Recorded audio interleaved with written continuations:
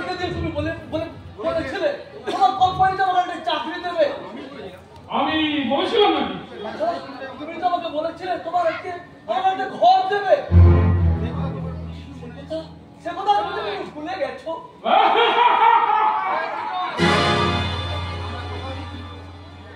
আরে আমরা ওরকম অনেক কথা কিন্তু মনে তো রাখি না রে। তোমাদের সামনে পা দিয়ে আমি আমার বোনটাকে হারিয়েছি, জমিনের কাজ হারিয়েছি, বাড়িওয়ালা বাড়ি থেকে হারিয়ে দিয়েছে। এখন আমি খাবো কি, থাকবো কোথায়? কেন হাওয়া খাবি? হাওয়া আমি গাছ তোলে গিয়ে খাবি না। আমিও তোমার পায়ের তলা থেকে মাটিটা কেড়ে নেব। আমার সব 2 নম্বরই ধান্দা আমি পুলিশের কাছে বলে দেব। এই সব পুলিশকে জানাবো। আজ তো তন্ময় থেকে তুমি সরিয়ে দিয়ে তোকে ওই পৃথিবীতে আমি উঠে দেবো।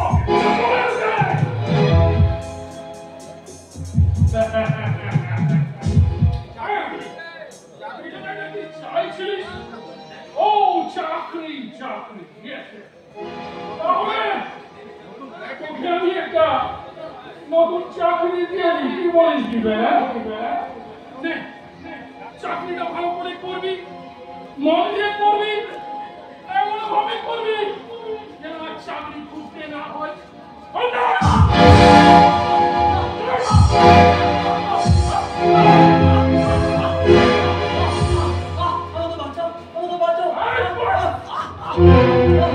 আর কি চাইলি আমার কাছে? নিবি না? তোকে তো একটা নতুন ফ্ল্যাট দিতে হয়, যতই হোক দীপেন চ্যাটার্জি। তোকে আমি একটা নতুন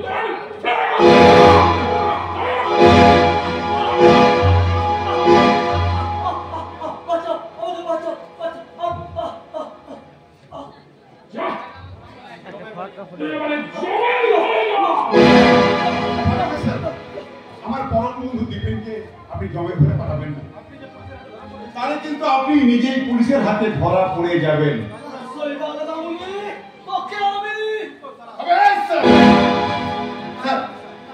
স্যারের গলার চোটটা বড্ড বেড়েছে। স্যার এর গলাটা আপনি শেষ করে দিন।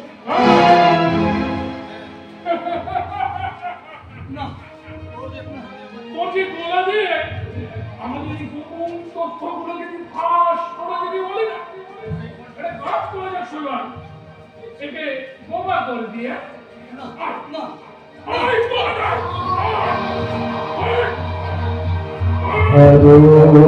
ভারতী ভারতী বর্ষ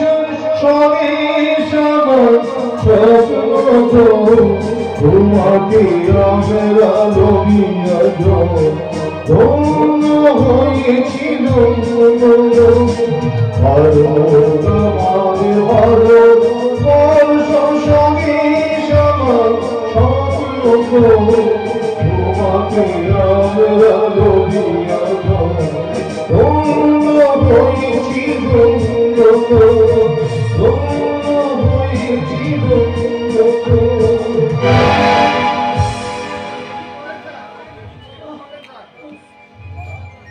কি বলেছেন? করে দিলাম সেবার। শোন না জানুয়া, আজ তোকে আমি ক্ষমা করে দিলাম। যদি তুই আমাদের গোপন কথাগুলো এই প্রকাশ্যে করে বলাস, আমি রিভলভারের একটা করে দিয়ে তোর জীবনটা ফিনিশ হয়ে যাবে।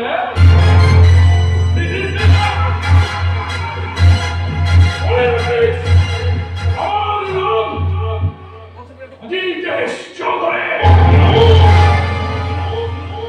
আমার সাথে নেই জীবনটা করছে শেষ করে দেবে। খেয়াল রাখো। এটাকে সাইড কর।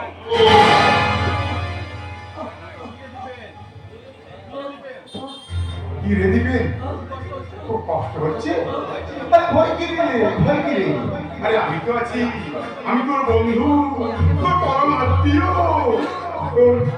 তোর বোনের পর, মানে যাকে বলে বউকে নিপাতি।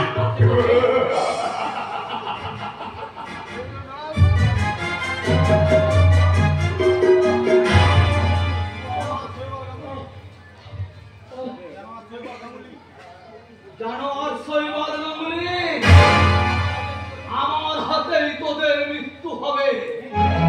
এর জন্য আমাকে বাবা না হয়েও বাবার অভিনয় করতে হবে।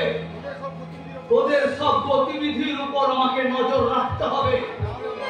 কারণ আমি কি করে আমাকে প্রমাণ করবো বিপিন ব্যানার্জি কতখানি ভয়াল, কতখানি ভয়ঙ্কর।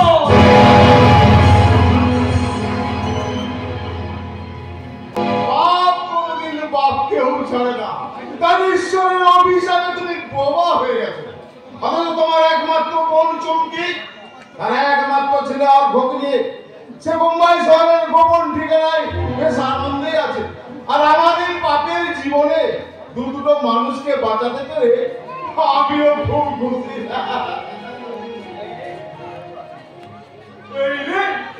আমার খেয়ালির কথা মনে পড়ে গেল।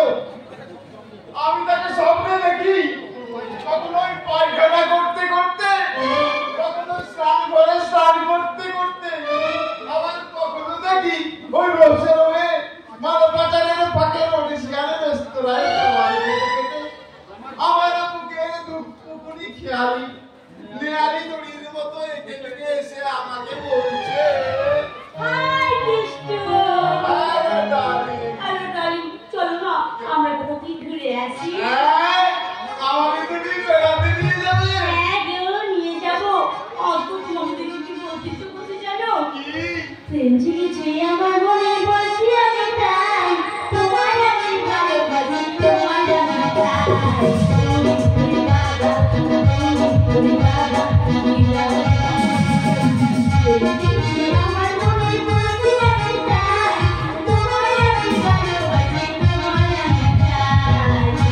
ওরে বাবা, ওরে বাবা, ওরে বাবা,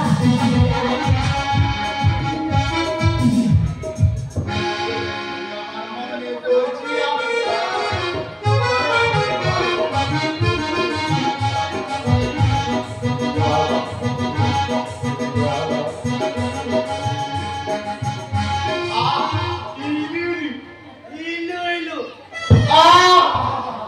সেদিন বাগানের চড়কে তোমার ভালোবাসা পেয়েছিলাম, আর গান গানের চড়কে নিশ্চয়ই তোমাকে পাবো। কি করে পাবে প্রিয়তম? কেন, তোমাকে আমি বিয়ে করবো, তারপর হানিমুনে যাবো। তা কোন স্থানে যাবে গো? নিমিতলা না কেওড়া তোলা? সে শ্মশানে নয় গো প্রিয়তমা, আমি তো আমরা যাবো সিমলা। শিমলা? হ্যাঁ গো, যেখানে থাকবে না সাধারণ মানুষের ঝামেলা, থাকবে না ওই ছক্কা মার্কা রাধাকান্তের হামলা। কি বললি সালা? এলাই চলে তুমি আর আমি ঘুরে বেড়াবো, সঙ্গে থাকবে আমাদের ওই রসে ভরা গামলা। এই গামলায় তুমি ডুববে, আমি ডুববো।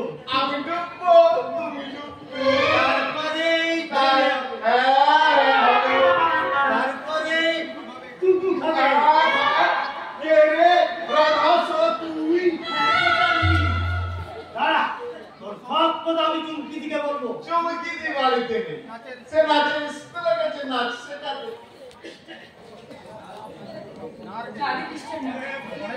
চাকরিটা কোথায়? আমার আর থাকলো না রে কৃষ্ণ।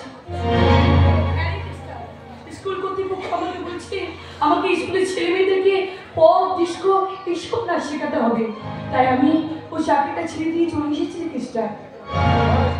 তোমার দাদা তুমি নেই চুমকি দি, সে বাবা হয়ে গেছে। কি বলি? দাদা বাবা ঠিক আছে, তার চাকরিটাও গেছে, আর বাড়ি আমার বাড়ি থেকে তাড়িয়েও দিয়েছে। বেশ হয়েছে।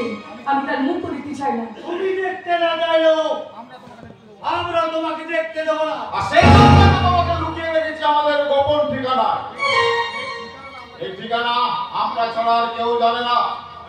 আমি কিন্তু জানতে পেরেছি সালা হারামির বাচ্চা। তুমি এখানে তোরা ভেবেছিলি ডেরা পাল্টে দিয়ে লাইন থেকে সরতে পড়বি? না বস না, আমরা লাইন থেকে সরতে চাইনি। তারা ডেরা পাল্টেছিস কেন? পুলিশের ভয়। আবে সালা, আমার সঙ্গে বেশি ছাক্কা পাঞ্জা খেলতে আসবি না। যা সালা, মায়ের ভোগে যা। তোকে আপনি মারবেন ওর ভাই। তবে কেসটা আরে এই মালটাকে কোথায় জোগাড় করে নিবে? বস আগে কথা বলবেন না আমার দিদি। আরে দিদি লই এ সারি দেখছি ওই যৌবন ভরা নদী। দিদির কাছ থেকে সরে যাও ওস্তাদ। হবে দাঁড়া তোদের এই দিদির যৌবন ভরা নদীতে আমি একটু তেষ্টা মিটাই। আমাদের দিদি তোমার সাঁতার কাটার নদী নয়, এই বাচ্চাটার না। বাচ্চারা তার মানে আপনার মতো এক জানোয়ার আমার জীবনটাকে চালিয়ে পুড়িয়ে ছাই করে দিয়েছে। হবে সারা কেসটা এ সারি তো বলতে মানতেছি। হ্যাঁ হবে তো বস। দিদি জানার স্বামীকে তাকে বেইমানি করে ঘর থেকে তাড়িয়ে দিয়েছে। তোদের ওই দিদির স্বামীটা একটা শুয়োরের বাচ্চা। তার সঙ্গে আমার দেখা আমি তাকে বলতাম অবে সালা ডরকু, এই বউটাকে না তাড়িয়ে ওই বাচ্চাটাকে ফিনিশ করে এই মালটাকে লাইনে নামিয়ে ব্যবসা করাতে পারে। তোদের এই নতুন ডেরায় আমি কিন্তু আসবো, আমার একটা ঘর খালি রাখি। আর এসে যদি দেখি তোদের এই দিদিকে নিয়ে আর এই বাচ্চাটাকে নিয়ে তোরা মজে মস্তি করছিস, তাহলে কিন্তু তোদের এই ডেরাটা না আমি মাছিস দিয়ে উড়িয়ে দিয়ে যাবো।